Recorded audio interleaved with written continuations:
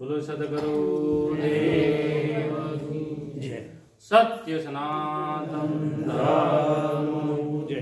રામદેવ પીર મહારાજ શ્રી નીલકંઠ મહાદેવ ગુરુર બ્રહ્મા ગુરુર વિષ્ણુ ગુરુર દેવો મહેશ્વરા ગુરુ સાક્ષાત પરબ્રહ્મ તસ્મૈ શ્રી ગુરુવે નમઃ। ધ્યાનમૂલં ગુરુરુક્તિ પૂજામૂલં ગુરુર્વદં મંત્રમૂલં ગુરુર્વાક્ય મોક્ષમૂલં ગુરુર્વદન।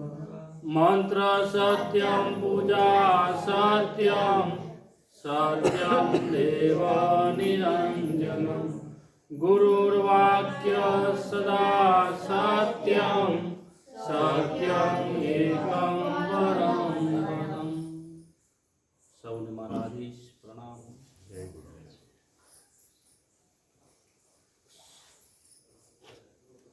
સત્યનો સંગ એ સત્સંગ એટલે આપણે લગભગ ત્રીજો કે ચોથો ગુરુવાર હશે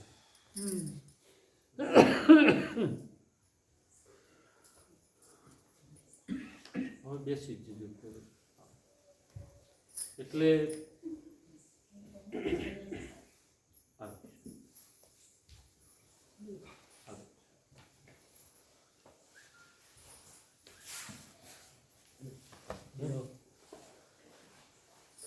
જો મનુષ્ય જીવનને સુધારવાનું એક જ સાધન હોય તો એ સત્સંગ। બિના સત્સંગ નહીં ઉદ્ધાર। એકવાર રામચંદ્ર ભગવાન સંધ્યાસ્તના સમયે 5 વાગે આસપાસ શાંતિથી બેઠા હતા અને બાજુમાં સીતા માતા એમને ધીરે રહીને કીધું કે હે દેવી સામે તમને કંઈ દેખાય છે? સરસ મજાની એક વેલ હતી એ ઝાડની ઉપર ચડેલી હતી અને એને મસ્ત સુશોભિત ફૂલ। એટલે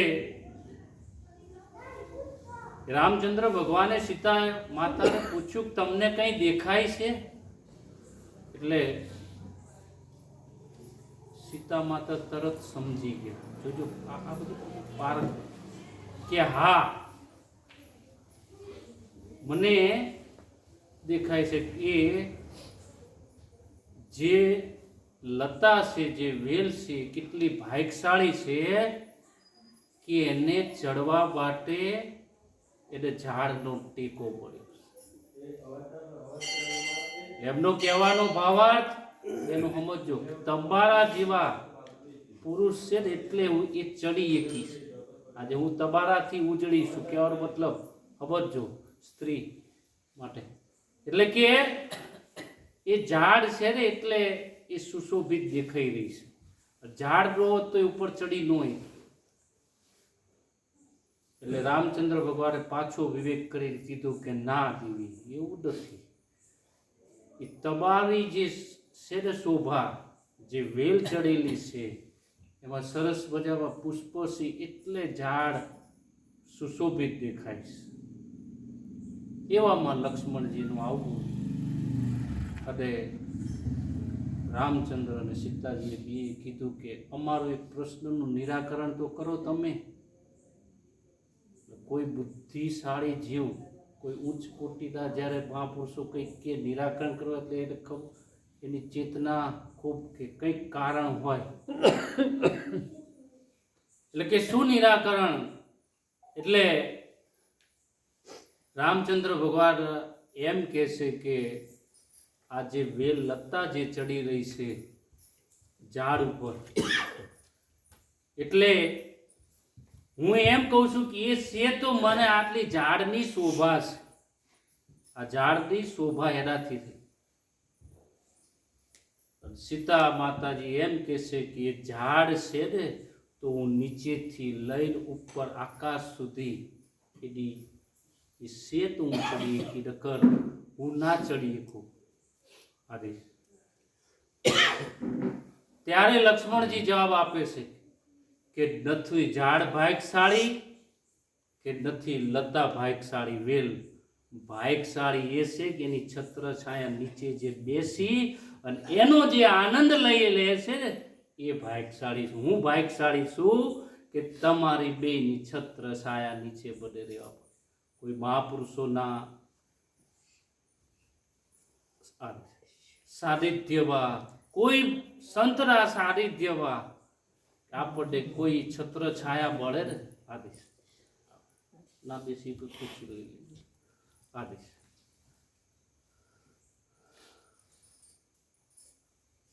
પણ આ બધું સમજાતું નથી ઘણી વાર આપણને કે હારું આ મન ચંચળ છે અને ચંચળતાના કારણે અમુક વખતે આપણને તર્ક વિતર્કમાં આવી જઈએ, કંઈક ભૂલા પડીએ છીએ, કંઈક અંધશ્રદ્ધામાં આવી જઈએ, કંઈક આપણા કર્મના દોષ દેખાતા નથી.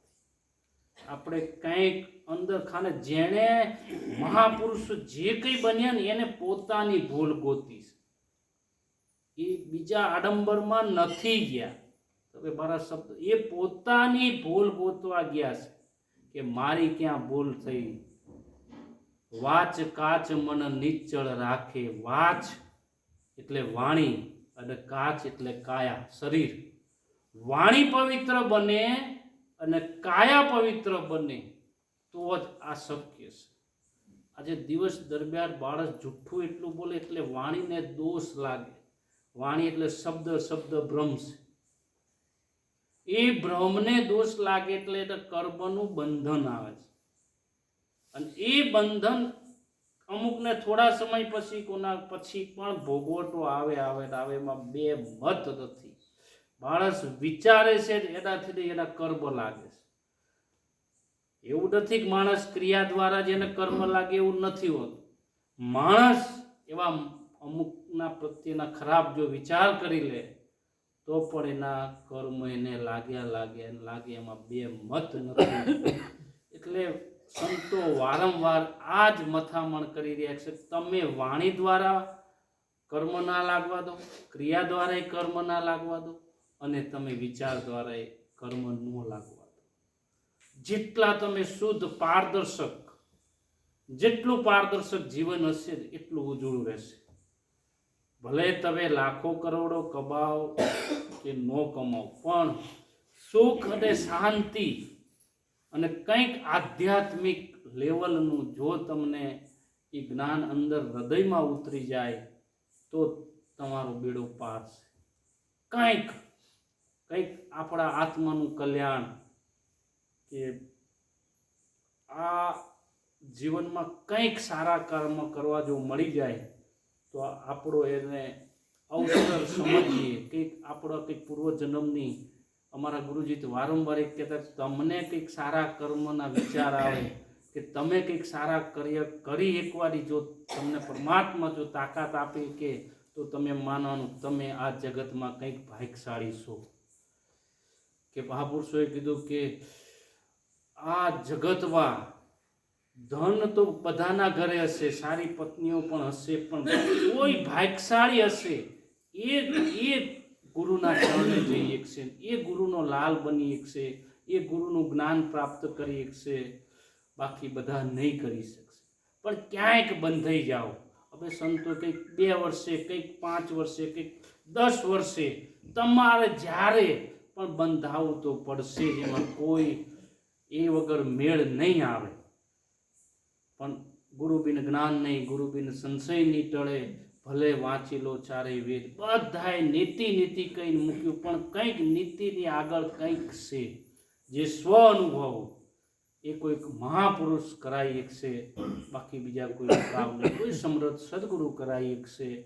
એ અનુભવના ઘરની વાતો છે.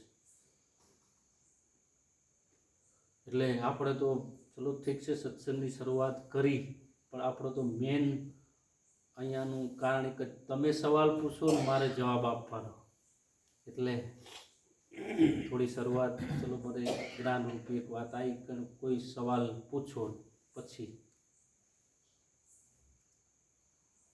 તમે પીરસો હા તમે પીરસો અમે તો પીરસીએ જ છીએ, પણ અવલો કંઈક તમારું ભાવતું, તમને કંઈક જિજ્ઞાસા તમારી તાલાવેલી, તમારને કંઈક અંદરથી કોઈ જો શબ્દ હોય તો એનું નિરાકરણ થઈ જાય.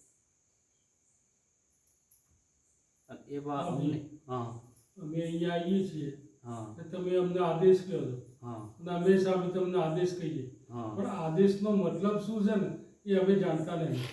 એના વિશે થોડી ચર્ચા કરો. હા બોલો. આદેશ કોઈ હુકમ નથી ના, અમે તમને આદેશ કહીએ કે હુકમ કરીએ કે ના તમે પણ અમને હુકમ કરીએ. આદેશનો મતલબ આદિ ઈશ, જે નાથ સંપ્રદાય છે એ આદિ અનાદિનો છે. જેમ શ્રી સ્વરૂપ ગોરક્ષનાથ કો કે ભોળાનાથ કો એક ही रूप છે. આદિનાથથી આ પરંપરા ચાલી છે. સૃષ્ટિની રચના થઈ ત્યારથી પહેલો જ આદેશ શરૂઆતથી લઈ અને અંત સુધીનું જો કોઈ એક હોય તો નાથ સંપ્રદાય. પહેલા નાથ જ હતા, પછી ગિરી, પુરી, ભારતી, સંન્યાસી, ઉદાસી આ બધી પરંપરાઓ પછી આવી છે. આદિ અનાદિનો જો ધર્મ હોય તો નાથ સંપ્રદાય. બીજી અમે સંતોની ભાષામાં અમે એમ કહીએ કે આદેશનો મતલબ એ છે કે માથાથી ચોટીથી લઈ અને નખ સુધી આ દેશમાં છે. તમે ગોતાય તો ગોતી લેજો. 900 નાડીને 72 કોઠા, નખ શીખ લેજો નિર્વાણી. આપણા અલગ ધણી પાટે પધાર્યા, કાયમ વેલા અવતાર. આ જ છે, તમારી આ શરીરની અંદર જ છે. 900 નાડીઓ પણ છે, 72 કોઠા પણ છે, ને એમાં ઈંગળા પિંગળા અને સૂક્ષ્મણા 3 નાડી છે અદ્ભુત. તો ઈંગળા કઈ, પિંગળા કઈ, સૂક્ષ્મણા કઈ, એ નાડીના અભ્યાસ કોઈ સમૃદ્ધ સદગુરુ કરે. એટલે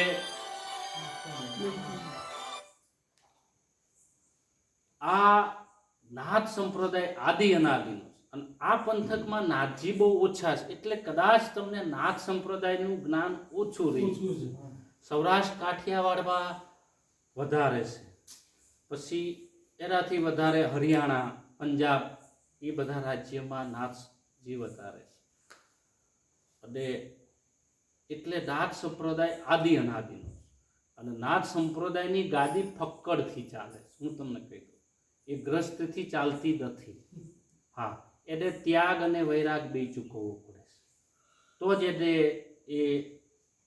એને માનધારી સંત કહેવામાં આવે છે. એનું છે, બાકી ગ્રહસ્થ શ્રબ્બા રહી દે એ નાથ સંપ્રદાય ચાલતો નથી. પછી પોતાના ઘર મુખે જે ચલાવે બરોબર, એક આખી અલગ પરંપરા છે. એવા તો ઘણા જનો બધું લઈ ઘણા, પણ નાથજીની ગાદી એ ફક્કડની બરોબર, એ ગ્રસ્તાશ્રમથી 9 નાથ છે. એમાં 9 નાથની ઉત્પત્તિ માના કુખે નથી. જળમાંથી ઉત્પન્ન થયા જાલંધરનાથ, મચ્છરમાંથી ઉત્પન્ન થયા મચ્છરનાથ, કાનમાંથી ઉત્પન્ન થયા કાનિતનાથ. એમ 9 નાથમાંથી એક ઉદયનાથ પાર્વતી છે. પાર્વતી માતાને 9માં નાથમાં સામેલ કરેલા, એટલે એને ઉદયનાથ પાર્વતી પણ કહે છે. અમારે આ બાજુ તો ઓછી, પણ ઘણી જગ્યાએ સૌરાષ્ટ્ર કાઠિયાવાડમાં કે બીજે કંઈ જાઓ તો નવનાથ પૂજા પણ રાખતા હોય છે. નવનાથ હોય, દર્શની હોય, એને નાથજી કહેવામાં આવે છે. દર્શની યોગી શિવ કી કાયા. એ 9 નાથમાં એક લેડીઝ દર્શની મહાત્મા હોવો જોઈએ. એ 9 નાથની પૂજા ગુરુ મહારાજ હુકમ કરશે તો અહીંયા આપણે એકવાર એવું આયોજન રાખશું, જેથી તમને પણ એ જ્ઞાન મળે કે નવનાથની પૂજા શું છે, નવનાથની પૂજા કઈ રીતે થાય. એટલે આ બધું જ્ઞાન છે. આદેશ એટલે આ જ આદેશ છે, બીજો કોઈ એવું નથી કે સંબોધન જેમ સીતારામ કોઈ સાધુ હોય તો તમે સામે સીતારામ કહો, કોઈ ગિરિપુરી ભારતી સાધુ હોય તો ઓમ નમો નારાયણ કહેવામાં આવે છે. એમ કાપડી પંથના કોઈ સાધુ હોય તો જીનામ કહે છે, કોઈ સાહેબ પરંપરાના કોઈ મહાત્મા હોય તો એને સાહેબ બંદગી કહેવામાં આવે છે. કોઈ સ્વામિનારાયણ સંપ્રદાયના સાધુ હોય તો એને જય સ્વામિનારાયણ કહેવામાં આવે છે. એમ નાથ સંપ્રદાયના સાધુનું સંબોધન આદેશ છે. એટલે અમે આદેશ કહીએ તો તમે સામે આદેશ કહો. એટલે આદિ ઈશની આ પરંપરા છે. અને નાથજીનું વર્ણન બહુ જ મોટું છે.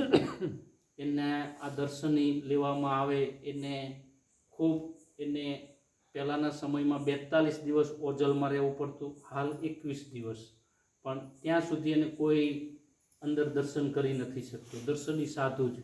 અને આ નાથ સંપ્રદાયની જે એક પરંપરા છે કે જે ચીરા આપે એ ચીરા ગુરુ જ એની સેવા કરે છે, બીજા કોઈ. કારણ કે આ એક સંપ્રદાયમાં ગુરુ શિષ્યની સેવા કરે છે, બીજા સંપ્રદાયમાં આ નથી કે કોઈ પંથવાળા નથી.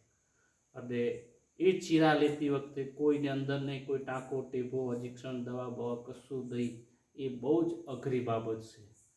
જેમ પ્રસૂતિની 9 વેદના બરોબર આ ચીરા એક છે. અને આની પરંપરાઓ પણ છે કે જો ચીરા આપતા આ કાન ખંડિત થઈ જાય, કદાચ જો ચેકો તો ગુરુને અને શિષ્યને બેને જીવતા દાટી દેવામાં આવે છે. એટલે દાંતજી બહુ ઓછા બને છે, ઓઘડમાં પણ ઘણા, પણ આ એની પરંપરા છે. તો ગુરુ શિષ્યને બેયને સમાધિ આપી દે, કારણ કે ખંડિત વસ્તુ ચાલતું નથી.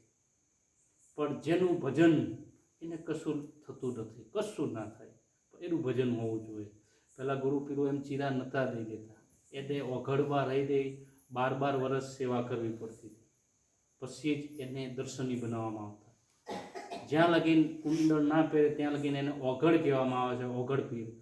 દર્શની બન્યા પછી જ એને નાથજી કહેવાય છે. હા, પૂરણ નાથજી ત્યારે જ કહેવાય છે. બાકી એટલે નહીં કહેતા કે ગિરિપુરી ભારતી ઉતારે નાથજીની આરતી, સબ ઘેર ભટકી અને નાથ ઘેર અટકી. ઓઘડ હોય ત્યાં સુધી ગિરિપુરી, સંન્યાસી, ઉદાસીવાદ દરેક સંપ્રદાયમાં જઈ શકે, પણ હવે દર્શની કાને કુંડળ આવ્યા પછી ક્યાં જાય? ના જવાય. બરોબર. અને એનું ઘર ઊંચું છે, પછી જાય તો એ મૂરખ કહેવાય, નીચા ઘરે જાય કે સૌ, કારણ કે પોતે શિવ સ્વરૂપ છે, તો પછી એને ક્યાંય જવાની જરૂર છે. એક આસને બેસીને તપસ્યા કરે અને ભગવાનનું ભજન કરે અને એના આશીર્વાદથી લઈ અને એનું અનેક. આપણે આ બાજુમાં નરેશભાઈ પરંપરા થોડી ઓછી છે. તમે હરિયાણામાં જાઓ ને તો આ ગાજીપુરમાં શું ને, મારે દરેકના ઘરે ભિક્ષાવૃત્તિ માટે નીકળવું પડે. હા, ભલે એ પછી ગમે તે આપે, ચપટી લોટ આપે, ગમે તે, પણ એને કારણ કે એ ભિક્ષાવૃત્તિ માટે એના માટે નીકળવું પડે. એનો અંદરનો અહમ ઓગળી જાય. દરેક સમાજમાં એને જવું જોઈએ, 18 વર્ણમાં એને ભિક્ષા લેવા. એટલે એને એમ ન થાય કે હું કંઈક મોટો છું. હરિયાણા ગમે મોટા મહંતનું પદ લાગી ગયું હોય તે છતાંય સમય આવશે તો હું અહીંયા નીકળીશ, ભિક્ષાવૃત્તિ માટે નીકળવું જ પડે.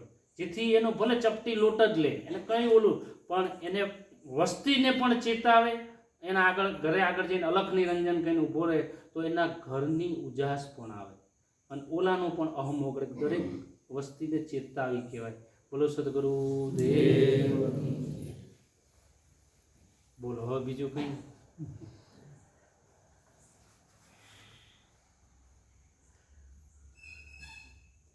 બોલો બોલો, કંઈક તો સવાલ લાવો.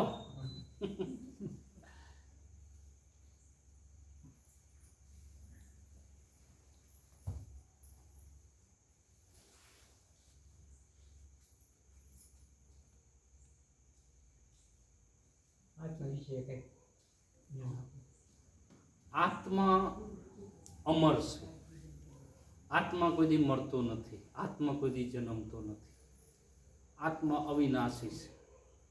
બદલાય છે તો શરીર બદલાય છે, બરોબર, પણ એ શરીર થકી આત્માઓને ઘણું ખરું ભોગવવું પડે છે કર્મના સિદ્ધાંત મુજબ. ઘણા નહીં કહેતા કે ભાઈ એને બહુ ભોગવવું પડ્યું, પણ અંદરનો એ ચેતનાથી થાય છે. એટલે આત્મા ભક્તિ આત્માની છે, પણ જેને આત્મા જાણ્યો એને સબ કુછ જાણ્યું. જેને આત્મા નથી જાણીએ કે કહી દે. આત્માને ઓળખવા માટે 2 જ વસ્તુની જરૂર છે. તમે મારા ધ્યાન દેજો મારી વાત ઉપર. 2 જ વસ્તુની જરૂર છે તો તમને પૂર્ણ આત્મા ઓળખાઈ જશે. એક, કોઈની તમે આલોચના ન કરો. કોઈ ધર્મ સંપ્રદાય પંથ ઊંચો નીચો નાનો મોટો બાળક ગમે તે હોય, કોઈની તમે એને ત્યાગ વસ્તુથી કરો, એનો અનાદર નહીં કરો, તો તમને આત્મ તરત જલ્દી હોય. કોઈનો અનાદર નહીં કરો, જે છે એ બરોબર છે. બીજી વાત કે બને એટલા આશીર્વાદ લો. કોઈ પણ નાનો જીવ હોય કે મોટો જીવ હોય, દરેકનામાંથી તમે આશીર્વાદ લેવાની જ્યારે કમાઈ ચાલુ કરી દેશો ને તો તમને આત્મ ઓળખાઈ જશે. તરત જ ઓળખાશે. સમય જતાં તમને ખબર પડી જશે. એક, તમે કોઈની આલોચના ન કરો. કોઈ ધર્મ કે કોઈ પંથ, કોઈ નાનો કોઈ મોટો, કોઈ જાતવાત વાળા, જ્યારે તમે કોઈની આલોચના નહીં કરો અને સૌનામાંથી બને એટલા આશીર્વાદ લેવાની કમાણી જ્યારે ચાલુ કરી દેશો ને તો તમે આત્મા જરૂર ઓળખી. તમે નક્કી કરી લેજો. તમે 6 મહિના 12 મહિનાનું તમે અભ્યાસ કરી લેજો. કોઈની આડંબર નહીં કરવી, કોઈની નહીં. જે છે બરોબર. કોઈ પણ પંથ હોય, સંપ્રદાય હોય, ગમે તે કરે તે એનાથી આપણે શું બચવું? એટલે તમને ઓટોમેટિક એનામાં પરમાત્માના દર્શન થવા મળશે. ઓટોમેટિક. આજ આપણે શું કરીએ છીએ? ઓલાએ આવો પંથ, આનું આમ, આનું તેમ, આનું આમ કેમ, એમાં આપણે ભૂલા પડશું. અને જ્યારે આ ભાવના આવશે તમારામાં, ગમે તે હોય, અને એક આશીર્વાદની જેટલું તમારું આશીર્વાદનું બેલેન્સ બનશે. આપણે ધન કમાવાના બેલેન્સ ભેગા કર્યા, મૂડી બનાવવાના, સોના ચાંદીના ઘરેણા બનાવવાના મોટા બેલેન્સ બનાવ્યા, એ મોટું એકત્ર કરવાની કોશિશ કરી, પણ કોઈ આશીર્વાદની કમાણીઓ કરવાની ઓછી કોશિશ કરે છે. તમે જ્યારે આશીર્વાદ મેળવવાની ક્યાંયથી તમને જેમ લાગે તમે ગમે એને રાજી કરી આશીર્વાદનું જ્યારે તમે પ્રાપ્ત કરી એકવાની તમારામાં જ્યારે સામ્યતા આવી જાય છે તો તમે સારા 2 શબ્દ બોલ્યો તોય તમને આશીર્વાદ મળે. આ નાનો બાળક છે એને તમે ગમે રીતે રાજી કરતો તો એનો આશીર્વાદ. જ્યારે તમે ગમે તે રીતે આશીર્વાદ મેળવવા કરશો એટલે તમે પરમાત્માથી બહુ જ નજીક, અને તમને તરત જ આત્માની ઓળખાણ થઈ જશે કે આત્માને ઓળખ્યા વિના ભવના ફેરા નહીં મટે, ભ્રમણાને ભાંગ્યા વિના 184 નહીં ટળે. ભ્રમણાઓ ભાંગી નાખો, ભૂક્કો કરી દો કે નહીં, જે છે એ બરોબર જ છે. ઘોડો બનાવ્યો તો બરોબર છે, ને ગધેડો બનાવ્યો છે તોય ભગવાનની જ લીલા છે. જ્ઞાની બનાવ્યો છે તોય બરોબર છે, ને અજ્ઞાની બનાવ્યો છે તોય બરોબર છે. મહાપુરુષો તો ત્યાં લગીને કહી દે છે કે મરો, મારા સૂત પૂત બધું મરો, પણ મારા નિંદક મત મરો. સૂત પૂત એટલે પોતાના પતિ કે ધણી કે ઘર છોકરો ભલે મરી જાય, પણ મારા નિંદક નો મરવા પડે. જો એમને કેવો વગર આમ વગર ઓલે હાબુ કેવો ગોતી લીધો, ચલો વગર ઓલે કપડું જડું થઈ જાય હાબુ મસ્ત ગોત્યું છે કે નહીં મહાપુરુષોએ, કે મારા નિંદક નહીં મરો. આપણું જેટલું કોઈ નિંદા કરશે, આલોચના કરશે એટલું આપણું પાપ ધોવાશે. એટલા જ આપણે આગળ દીખે. મહાપુરુષોએ એક જ શબ્દ બોલ્યા છે હર સમય કે મોઢે મીઠા અંતર જૂઠા વચનોના હીણા, કહે આનંદનાથજી મને સૌથી વધારે ભય એના. મોઢે મીઠા હોય, મીઠું મીઠું બોલે, અંતર જૂઠા હોય, અંદર કંઈક જૂઠું હોય. ઘણા એવા માણસો હોય કે તમારી આગળ રોઈ રોઈને વાતો કઢાવી કે શું થયું, લે બહુ દુઃખી બહુ, પછી બીજાને હસી હસી કે ક્યાં ટોલા સારું જોઈએ. એટલા આવા માણસોથી બહુ દૂર રહો. કદાચ કડવો શબ્દ 2 કહી દીધો હોય ને, પણ બાળક જે કડવું કહેતો હશે એ તમને સમય આવશે મીઠું થશે થશે ને થશે, પણ મીઠું પાવાવાળો તો તમને ઝેર સમાન થઈ જશે. હાજી હાજી કરવાવાળો ઝેર સમાન છે. એક રાજા હતા ને, એ રાજાને એમ થયું કે આમાં સાચું કહેવાવાળા કેટલા ને ખોટું કહેવાવાળા કેટલા. એટલે બરોબર પૂનમનો ચાંદ બહાર આમ બેઠા હતા બધા દાયરો, અને એના 14 પ્રધાન, અને એને મનોમન આમાં કેટલા સાચું કે કેટલા ખોટું કે એને કીધું કે આજ તો ચંદ્રમાં મને રામદેવ પીર મહારાજ દેખાય છે. બોલો જોઈ ભાઈ તમને બધાને દેખાય? તો બાકી હા બાપુ, મસ્ત લીલુડા ઘોડા ઉપર છે, કોઈ કે ભાલા ઉપર છે, આ તે બધું વર્ણન કર્યું. એમાં એક નવયુવાન 20-21 વર્ષનું કે બાપુ મને રામદેવ પીર મહારાજ દેખાતા નહીં. બરોબર, મને તો ચંદ્રમાં દેખાય છે, બીજું કશું જ દેખાતું નથી. ત્યારે ઓલા બધા કે હારા અમને બધાને દેખાય, આપણા બાપુને દેખાય, અને તું આવો ખોચરો રહ્યો તારા બાપ જેવો, અને બાપના ઉપર વાત આવી એટલે એને તરત કીધું કે તમારી ઉંમર તો કોઈને 35, 40, 45 થઈ ગઈ, મારે તો હજી 21 વર્ષ થયા છે.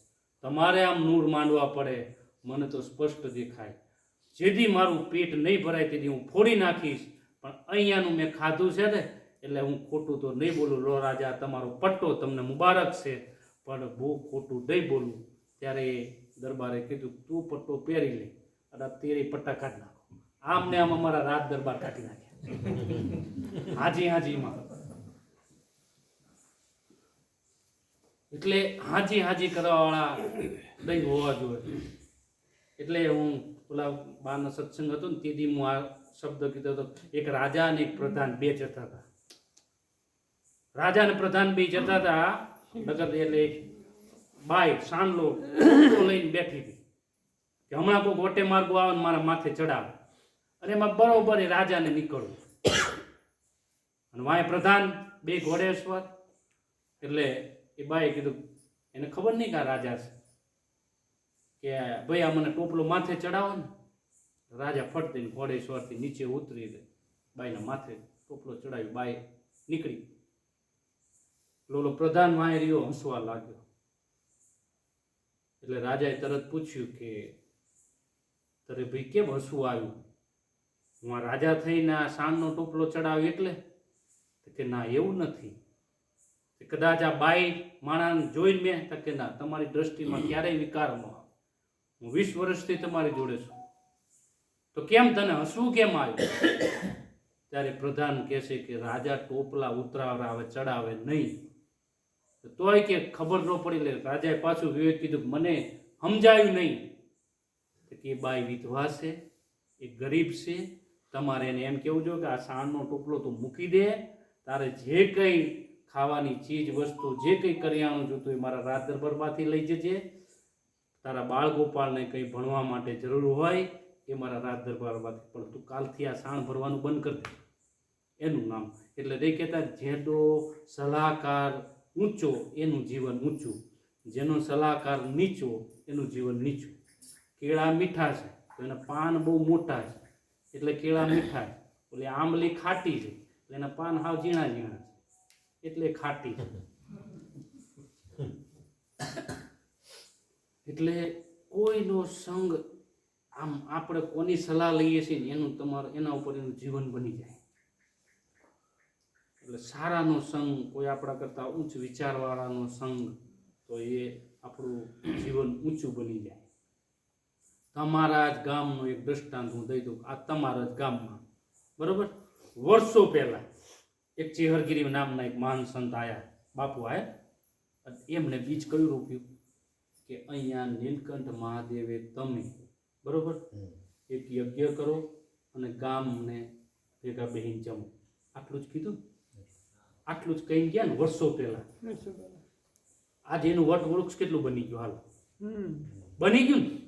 ધર્મના પંથ એ સમયની એ સમયના માણસો જોઈ લો તમે, જે કંઈ 15, 20, 25, 30 વર્ષ જે થયા હોય, હું એમ નહીં કહેતો, મને ખબર નથી, પણ એ સમયમાં આ સમયમાં કેટલો ફરક આવ્યો. એક સંતનો આટલો સામાન્ય સલાહ, એક વચન કે તમે બીજું કંઈ ના કરી શકો તો કંઈ નહીં, પણ નીલકંઠ મહાદેવ આગળ એક યજ્ઞ કરો અને એક તમે બધા ભેગા થઈને પ્રસાદ. અન્ન ભેગા એના મન ભેગા, અન્ન જુદા. સંત કોઈ મહાપુરુષના એક એક શબ્દમાં સંકેત હોય. એમને કંઈ બતાવ્યું કે તમારે આ નડતર છે, તમારે હજી આમ કરવું પડશે, આ વિધિ કરવી પડશે, આમ કરવું, પણ શું કરી ગયા?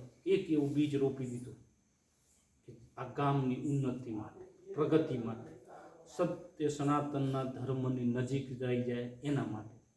એક કથા વંચાય 7 દિવસ કથા વંચાય એટલે એનું જ્ઞાન કેટલા લોકોમાં પીરસાય તમે વિચાર કરો. આમ કોઈ સમય નહીં કાઢીએ પણ એ જ્ઞાનનો કેટલો પ્રભાવ પડે ને એ આવનારો સમય બતાવે. એ વિવેકી શબ્દ,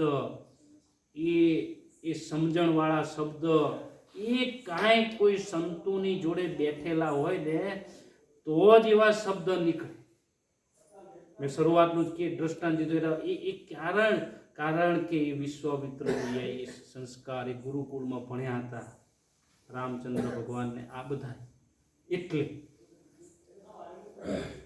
એટલે જ્યાં જેવું વાતાવરણ જેવું જે એમાં એનું જે ઉછેર થાય એવા જ એનામાં સંસ્કાર થાય.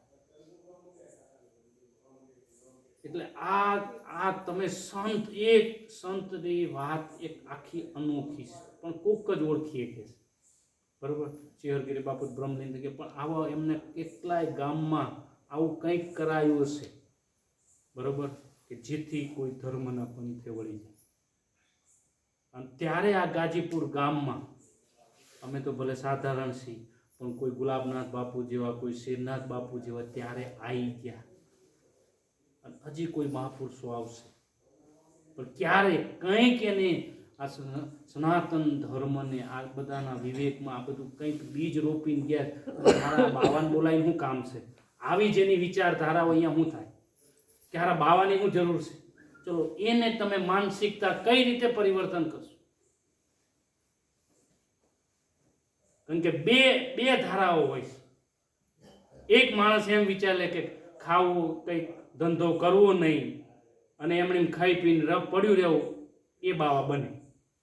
અને એક માનસિકતા એવી હોય કે એને કંઈક સમર્પણ કર્યું છે, એને ત્યાગ કર્યું છે, એને બલિદાન કર્યું છે, એ જગત માટે સર્જાયેલો છે. એ કંઈક ભંડારા કરે છે, હવન યજ્ઞ કરે છે, કંઈ પણ કાર્ય એ પરમાર્થ કરે છે અને કરાવરાવે છે.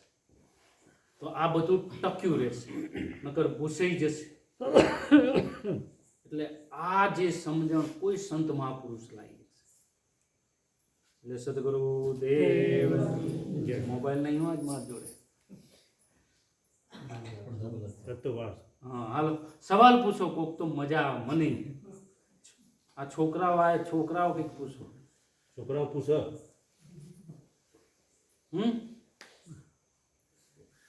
તમે તો રોજ ભણવા આવો છો.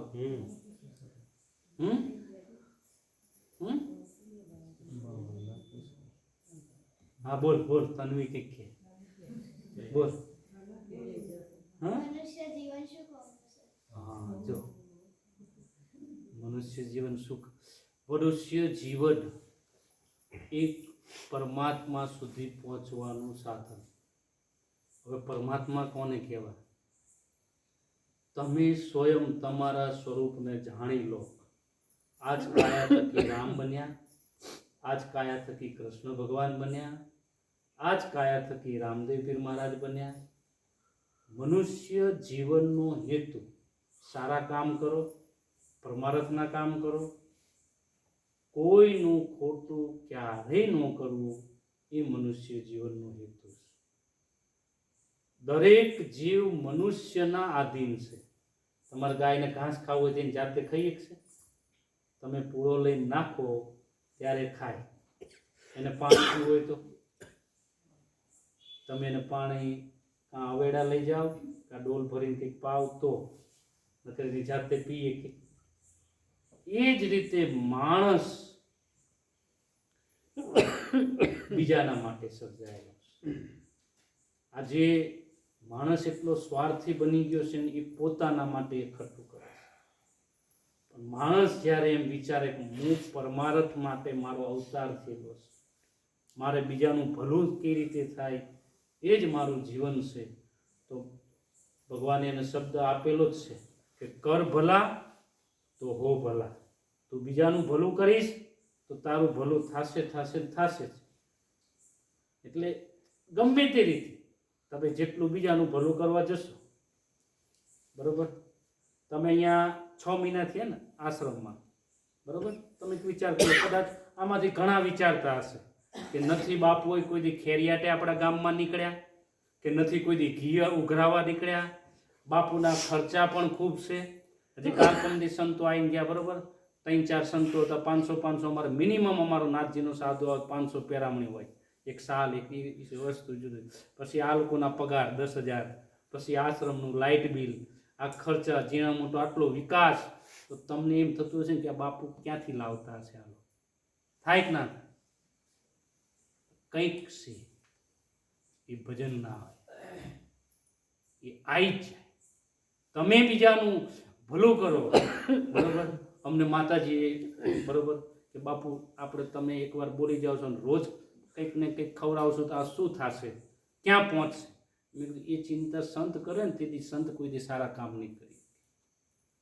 સંત એ કોઈ દી ચિંતા કરતો જ નથી. સંત તો એને એમ વિચાર આવી ગયો કે મારે આ કાર્ય કરવું છે એટલે કરી ન જ રહે. એક બાળ હટ, એક રાજ હટ, અને એક સ્ત્રી હટ, અને એક યોગી હટ. આ 4 હટ ભયંકર છે.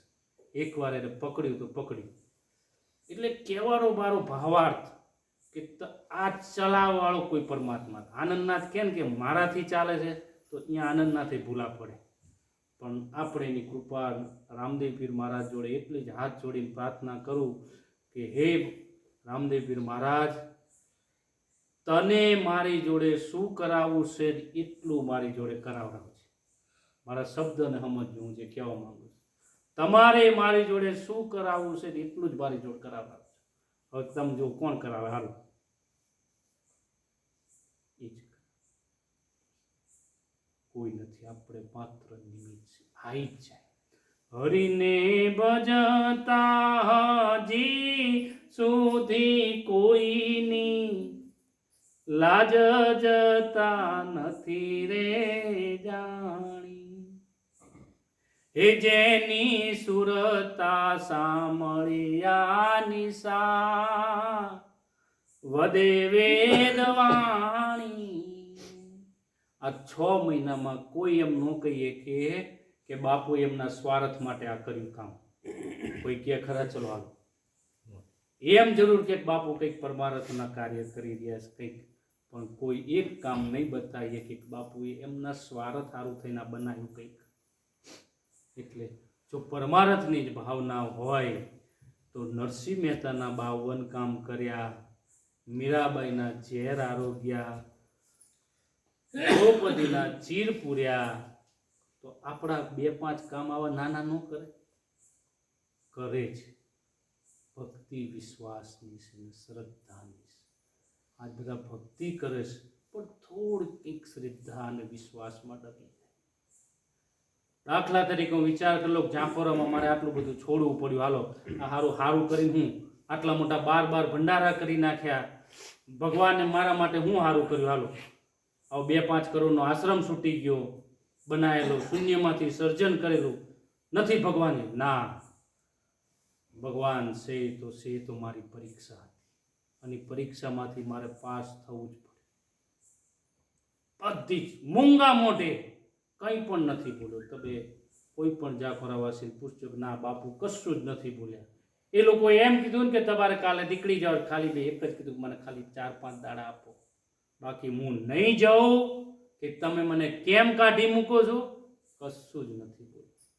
તો આ એનાથી સવાયું મળી. આટલા બધા તમે આ સત્સંગ સભામાં આવો ને એટલો હું અહીંયા કદાચ નરસિંહનાથ બાપુનો મોટો 8-10 લાખનો ભંડારો કરું ને તોય નતા આવતા. તો અમાર તો સંતોને શું છે, અમાર તો તમારો ભાવ પ્રેમ છે. તમે જોઈ લો, રામચંદ્ર ભગવાન ક્યાંય ગયા? કોઈ મહેલમાં નથી ગયા, સબરીની ઝૂંપડી ગયા, અને એ એઠા બોર ખાધા રેઠા બોર.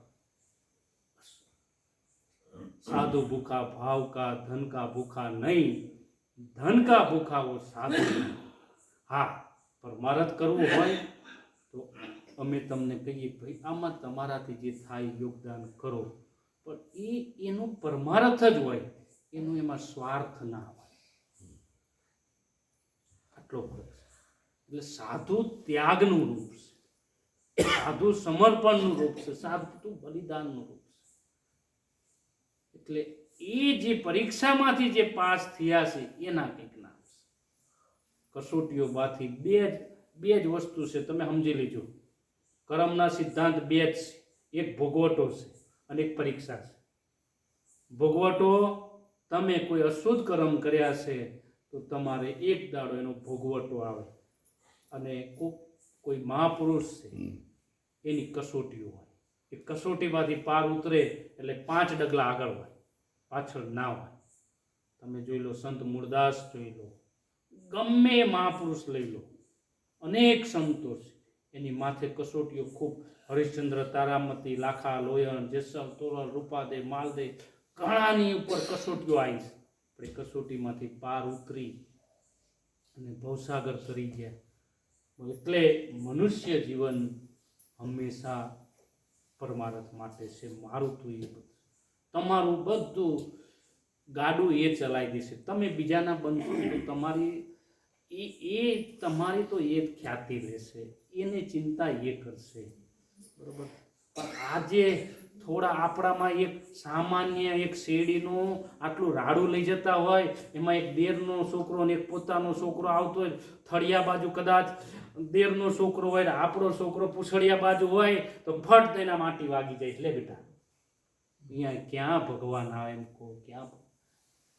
એટલે આ જ્યારે ના, મારા છોકરો ભલે આ ખાય, બીજાને તમે જેટલું સારું ખવડાવશો, જેટલું સારું કરશો, એટલું તમારું સારું થશે થશે રે થશે.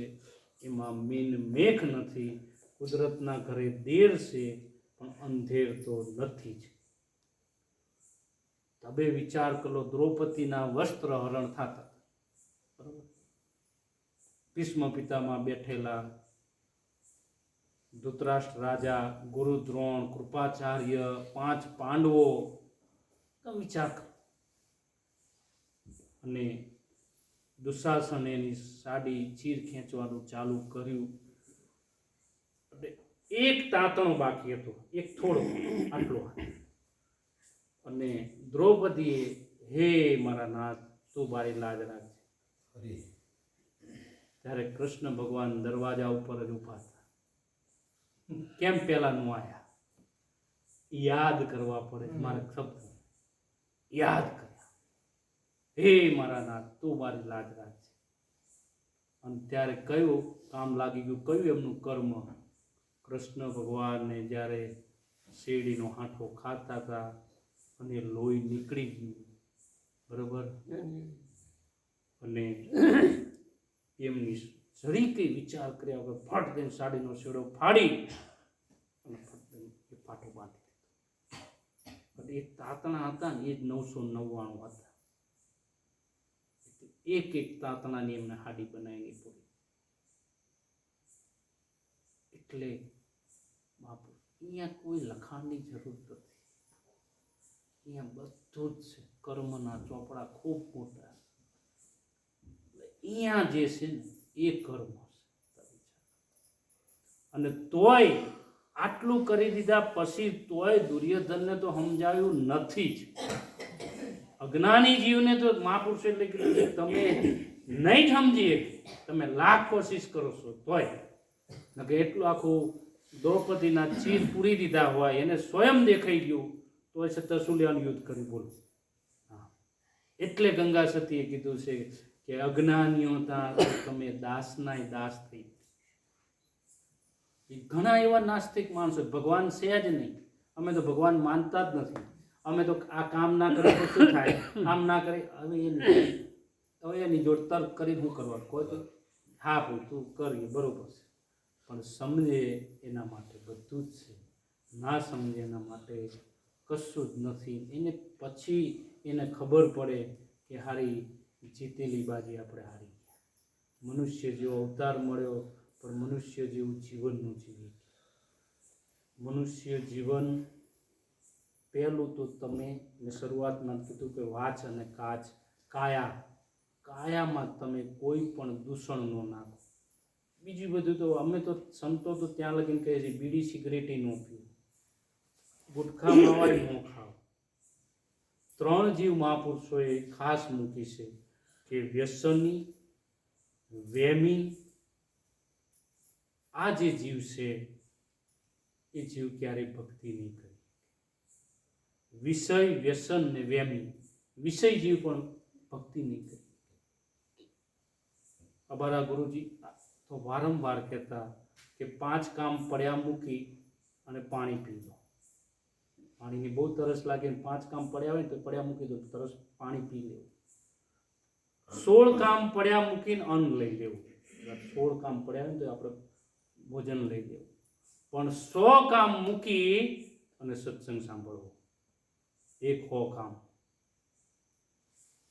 અને એ જ્યારે તમને એક તલપ લાગે, એક તાલાવેલી લાગે કે મારે સત્સંગમાં જવું જ છે, મારે કંઈક સત્સંગ સાંભળવો, મારે કંઈક મારા આત્માનું કલ્યાણ કરવું, આ મનુષ્ય જીવનનો ફેરો મારે મટાડી દેવો છે. 184માં બહુ દિન ભટક્યા, ઘડી ઘડી પશુ અવતારો. આ 184માં બહુ દિન ભટક્યા. 1,84 લાખ યોગી છે, બહુ જ ભટક્યા. તમે એક એક જીવનો તમે અનુભવ કરી લેજો. ક્યારેક આમ નીકળો ને તારે કે આ ગાયનો અવતાર આવ્યો છું, ભેંસનો અવતાર આવ્યો, આ વીછી, નાગ, પડકા, આ તમે જો આ વૃક્ષમાંય જીવ છે. આ અવતાર આવ્યો તો શું થાય, આ અવતાર આવ્યો તો શું થાય, આવું બધું તમે કલ્પના કરશો ને તો તમને એમ લાગશે કે ના, મારે મનુષ્ય જીવન શેના માટે છે. દરેક અવતાર તો છે જ, અને એક અવતાર તો આવવાનો જ છે કર્મના સિદ્ધાંત મુજબ. અને એ જ્યારે તમને એમ થાય કે ના, આમાંથી કંઈક છૂટવું છે, ત્યારે તમને કોઈ સંત મહાપુરુષને પછી તમને સત્સંગ વાલો લાગશે. પછી તમને એમ થશે કે ના, સત્સંગ તમને એટલો વાલો લાગે કે અમારા ગુરુજી જેમ કહેતા એટલો વાલો લાગી જાય, જેમ તમને સમય થાય ને કેમ 12 વાગે ને હાલો હારો રોટલા ભેગા થઈએ, હાન થાય 7-8 વાગે હાલો હવે વાળું કરવા ભેગા થઈએ, ભૂખ લાગી. એ જ રીતે તમને ક્યારે ગુરુવાર આવે ને ક્યારે સત્સંગ સાંભળવા જઈએ, ક્યારે ઘડીક બેસીએ, ક્યારેક કંઈક આનંદ. અને આ આનંદને જ સંતોએ નિજાર આનંદ કીધો. નિજ એટલે પોતે અખંડ જે નિજમાં રહી જાય, એને હરદમ એને શ્વાસે શ્વાસે નામ સ્મરણ જેને યાદ રહી જાય, શ્વાસે શ્વાસે એને કોઈ શબ્દ યાદ રહે સારા, તો એ જ નિજાનંદ છે. બીજો કોઈ નિજાનંદ છે જ નહીં. નિજ એટલે પોતે, અને આનંદ એટલે આનંદ. આનંદ પોતે જેટલો આનંદમાં રહીએ કે એને જ મહાપુરુષોએ નિજાનંદ કીધું. એટલે વાર છે 10 મિનિટ. એટલે બને એટલું મનુષ્ય તનવી સારો સવાલ પૂછ્યો. આટલી બાળક છે તો આવો સવાલ પૂછી દે તો આનંદ છે. અને પૂછવું જોઈએ કે મનુષ્ય સીતા આપણી હઠની વાત કરી, સ્ત્રી હઠ. હા, સ્ત્રી હઠની આપણે એના માટે દાખલા કે સીતાજીને હઠ કરી તો પેલું મને મૃગ સોનાનું મૃગ જાય છે, મને તમે રામને કીધું, મને લઈ અલગ રામને કીધું કે ભાઈ આ સોનાનું મૃગ નથી, તે સતોએ હઠ કરી. એનું પરિણામ જે કોઈ હોય એના વિશે તમે થોડું કહો કે આ હઠ કરવાથી એનું પરિણામ શું આવે. વત્તા બીજું દ્રૌપદી ઇન્દ્રપ્રસ્થનો રથ હતો ને ત્યારે દુર્યોધન એમના ત્યાં મહેલમાં આવ્યો. જો પોણી હતું ત્યાં એને દૂધ પીવું શીખ્યું. જો પોણી નહોતું એને એવું લાગ્યું પોણી નહીં આવે, પછી માં પડ્યું. એટલે દ્રૌપદી પેલા મહેલમાં ના હશે તેમ. એટલે એનું પરિણામ મહાભારત. એમને શબ્દ વાપર્યો આંધળાના છોકરા આંધળા. એટલે એ આ શબ્દ આવ્યો બરોબર. એટલે એમાંથી આ બે જણા શું શીખ લે એની વાત કરો. એક તો જો સ્ત્રી તારવાવાળી પણ સ્ત્રી છે અને દુબાડવાવાળી પણ સ્ત્રી છે. હવે સ્ત્રી પાત્રને તો એટલું જ કહીએ કે મેં ગઈ વખતે કીધું હતું કે સ્ત્રી એક એના પુરુષની વાત ન કાપે અને એની ઓવરટેક ના કરે તો એ સ્ત્રી એક ઘણી સ્ત્રીઓને કહું પતિ પરમેશ્વર છે. ધણીનો ધણીનો હોય, બરાબર, ધણીનો ધણી હોય કોઈ ના હોય. એટલે આ સંસ્કાર લુપ્ત થતા જાય છે કે સ્ત્રી એક શક્તિ છે, એક તાકાત છે. તમે જોઈ લીધું પુરુષમાં 12 કળા છે, સ્ત્રીમાં 16 કળા છે.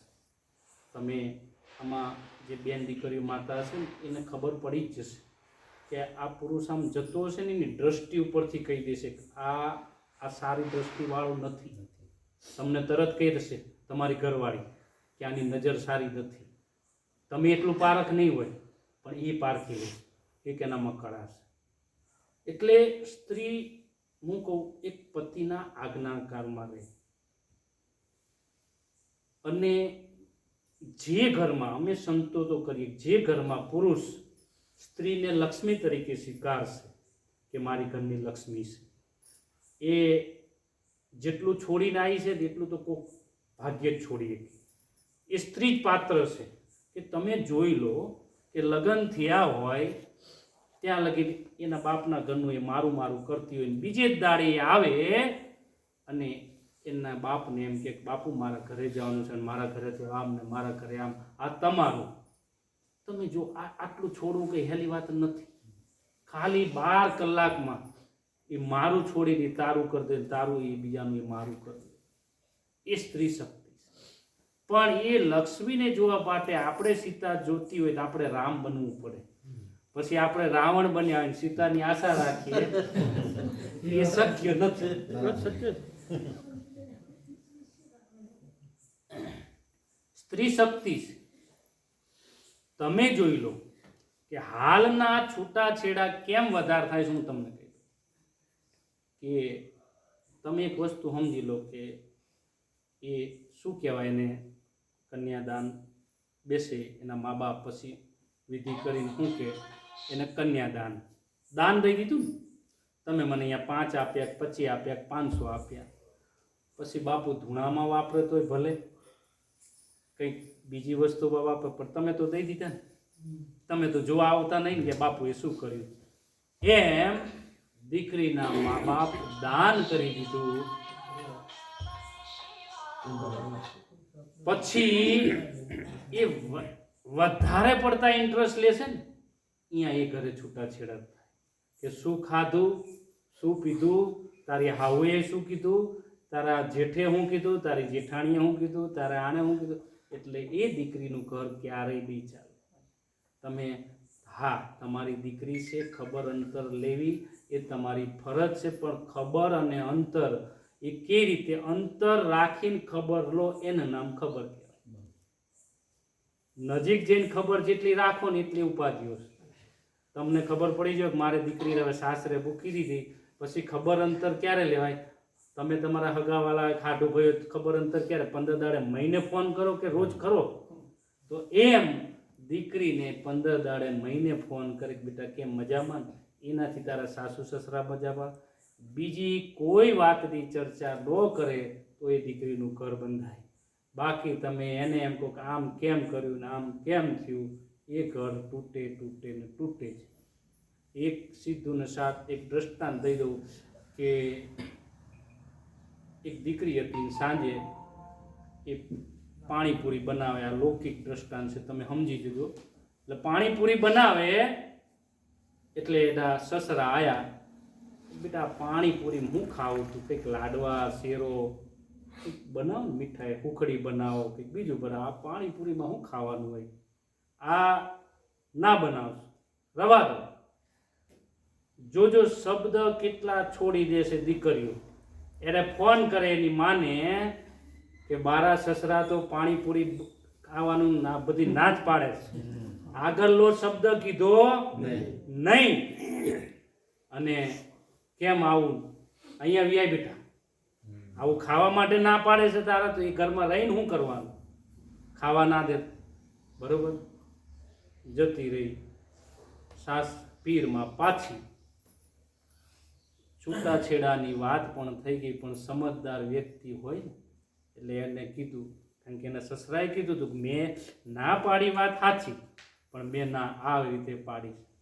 સમજદાર વચ્ચેનો વ્યક્તિ આવ્યો કે તમારી દીકરીએ શું કીધું, તો કે પાણીપુરી બનાવવા ના પાડીને કોક દી ખાવાનો શોખ ન થાય, ખાવાય ના પાડે ને આમ ના પાડે, અહીંયા અમારી દીકરીને રાખીને શું કરવાનું.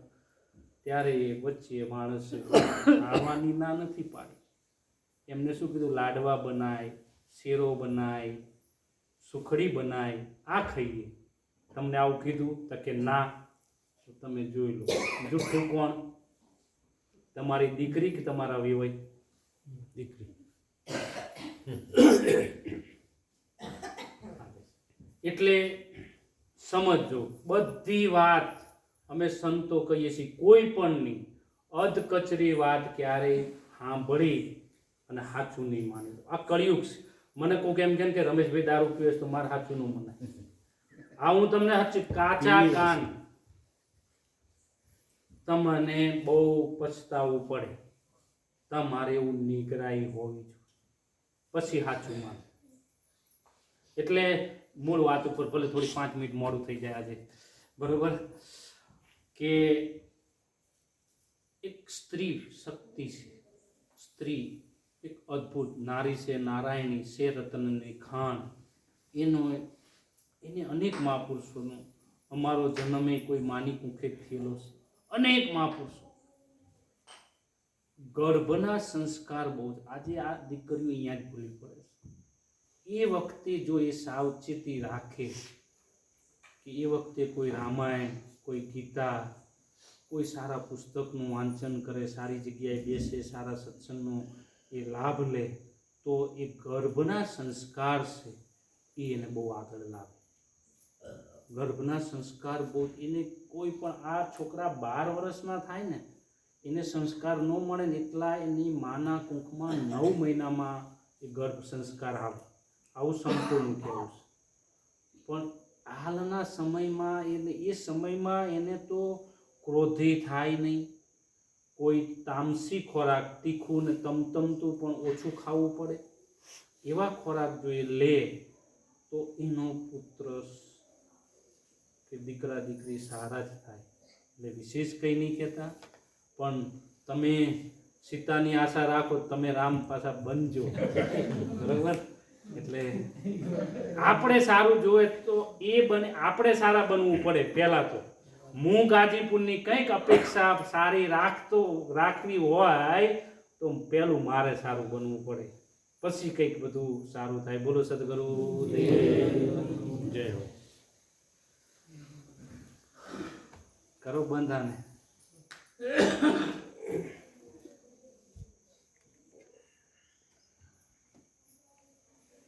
લાવ તમે